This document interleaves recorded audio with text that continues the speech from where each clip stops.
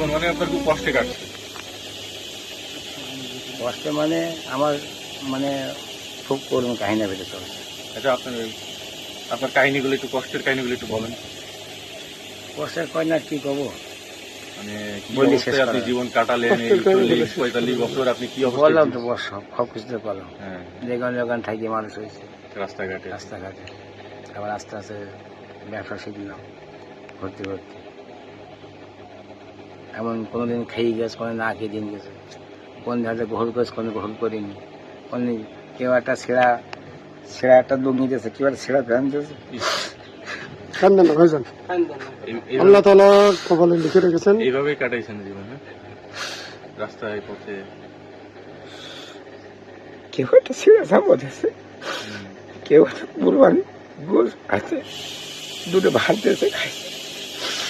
মেলা কষ্টের কথা। আর সেই ভাই আমার চেনলেন না। কিন্তু আল্লাহ তাআলা ওদের তৌফিক দিলে ওরাও চিনবে। আল্লাহকে ডাকেন, নামাজ পড়েন, আল্লাহ তাআলা ওদের তৌফিক দিলে ওরা চিনবে। এত দূর যখন আগে আসছে ইনশাল্লাহ বাকিটাও মিল হয়ে যাবে। এই দেখেন, এই 22,000 টাকা টিন কিনে ধুয়েছি, তা আমি যে একটা বাঁশ কিনে ঘরে লাগাবো, এই পয়সাটা আমার হচ্ছে না। তারপরেও গেছি স্বপ্নের মাধ্যমে দেখি যে সত্যি কিনা তারপরে মানে বাসাই করে যে আমার স্বপ্ন মিথ্যে কিনা আমি যাই না, দেখলাম কাজ বাজ করে একটু যাচাই করে দিই।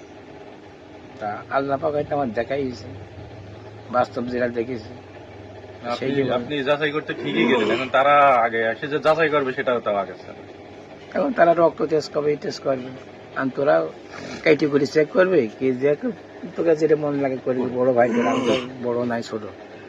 তা আমি তোকে বাড়ু চাইনি, গাড়ু চাইনি, জাগাও চাই, আমি তোকে দেখতে গেছি। তাই তো রক্ত সম্পর্ক।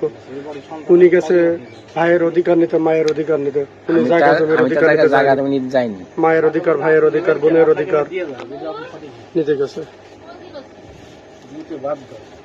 আরে করুণ কাহিনী জীবনে।